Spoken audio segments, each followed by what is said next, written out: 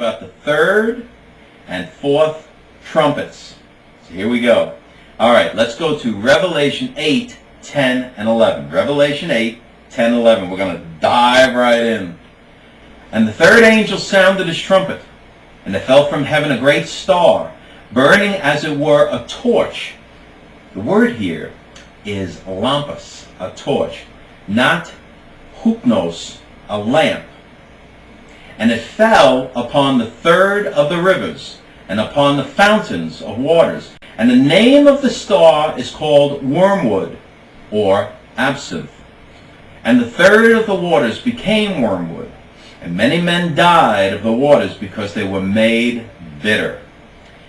That stars should fall from heaven is a subject of prophecy, as we saw in Revelation 7:13. Here is one special star, smaller, evidently, than the burning mountain.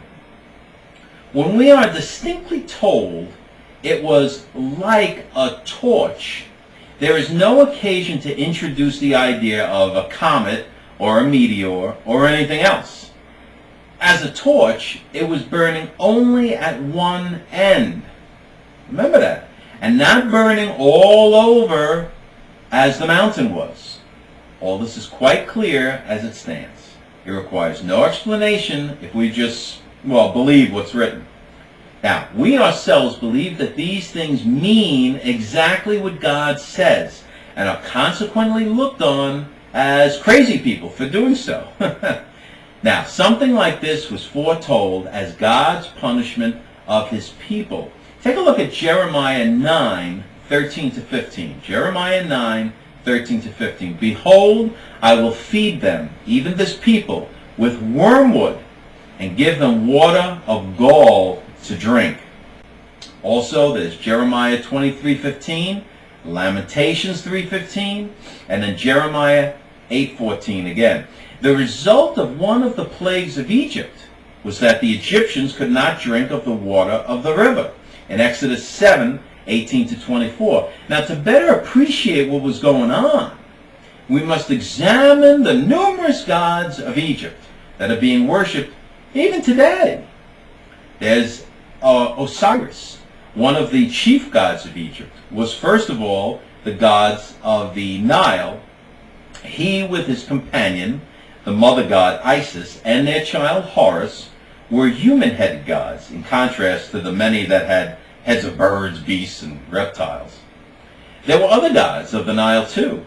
Hapamon in the north, and Teret at Thebes, and the hippopotamus goddess of the river. There was also Nu, the god of life in the Nile. The supernatural pollution of the waters of the land was a humiliation to the gods the Egyptians worshipped. And there will be humiliations galore during this time of the future, depicted by the prophecy of Revelation.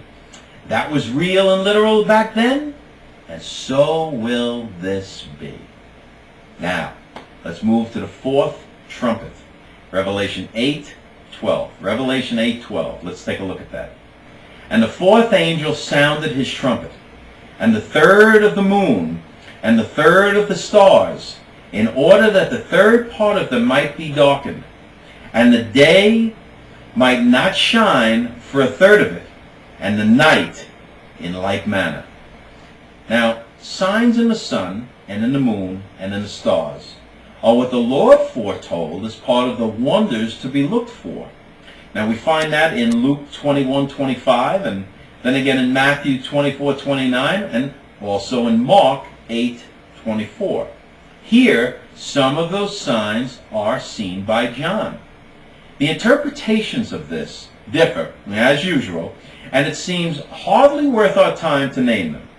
We read about the imperial sun, and the political day, and the political moon, and the political stars, whatever they may be. Is it any wonder that teachers and students are alike confused and bewildered? They first assume that it is past, and are then at their wits' end to find something, anything, however irrelevant, that can be forced into any connection with the Word. Look, ask any child, what are the sun, moon, and stars? and they'll have no problem identifying them. Neither would we if we with childlike minds just believe what God says.